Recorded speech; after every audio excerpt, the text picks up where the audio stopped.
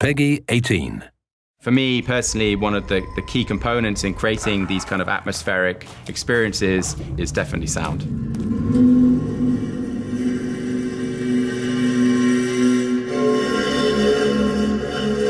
There's not like a rule book for a playbook for like, okay, this is how you make horror. Horror is more to do with the subconscious, the drawing on fear, like really trying to manipulate the player into feeling something and feeling anticipation and dread. And that is one of the hardest things and one of the most exciting things that a sound designer could actually do. To be able to create those sort of tension moments, we have to focus quite a lot on how the player feels. Focus on Foley and breathing, for example, because Foley and breathing within that world will bring the player so much closer to the characters. FBI, show yourself! Before you hit those tensions, before you build up to these moments, then you have to get the player to feel like Alan or like Saga, and it's a lot of focus that goes into getting that correct. If you have ever experienced something that shocks you, it takes a little while to really understand what happened. That's called the nervous delay, or nerve delay, basically. If you delay that sound effect for just a little bit, it increases your own bodily effect, and it becomes much more powerful that way.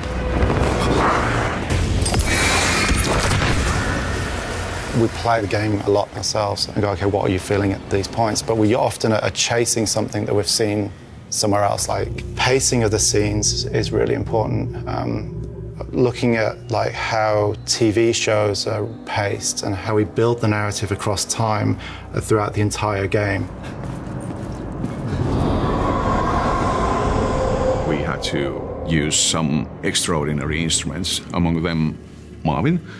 It's interesting to play those instruments because they aren't equipped with a keyboard, or despite the fact that you bow them, they don't reproduce anything that resembles even closely any string instrument or whatnot. They are just producing noise.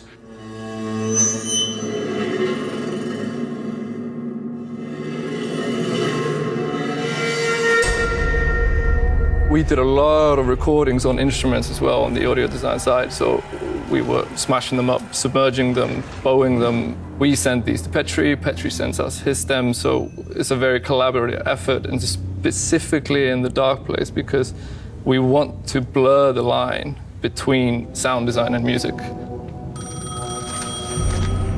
Hello? Alan.Wake. Music is part of the storytelling and an important component. When Petri Alanko was working on the soundtrack of the first game, it was a wonderful experience and collaboration.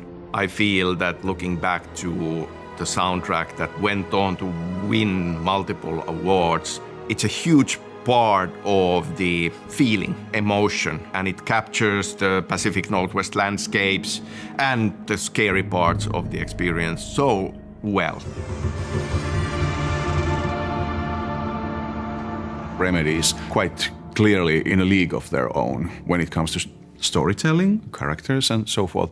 It's important to me as a composer because they sort of give you the brain food for the themes, motifs, and orchestration. I really wanted to keep on working with Petri. There was no question about him not returning to Alan.Wake.2. It's been wonderful having him back working on the soundtrack for this game. Look in the mirror. The relationship that we've had with poets has been going on for a long time, and it's been really cool to watch them grow and get more used to what we have to do.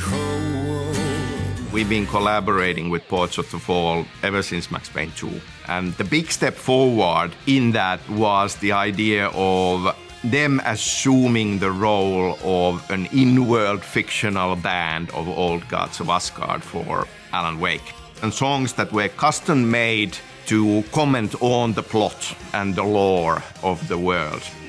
When Sam came back to me and said that they're actually doing more Alan Wake and they wanted Old Gods to have an even sort of bigger role in it, and that was very exciting.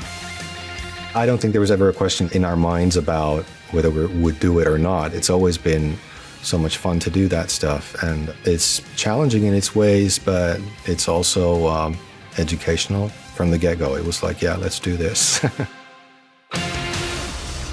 We have absolutely stunning pieces of music that we are using to give you a further perspective into the story, custom made for Alan Wake 2.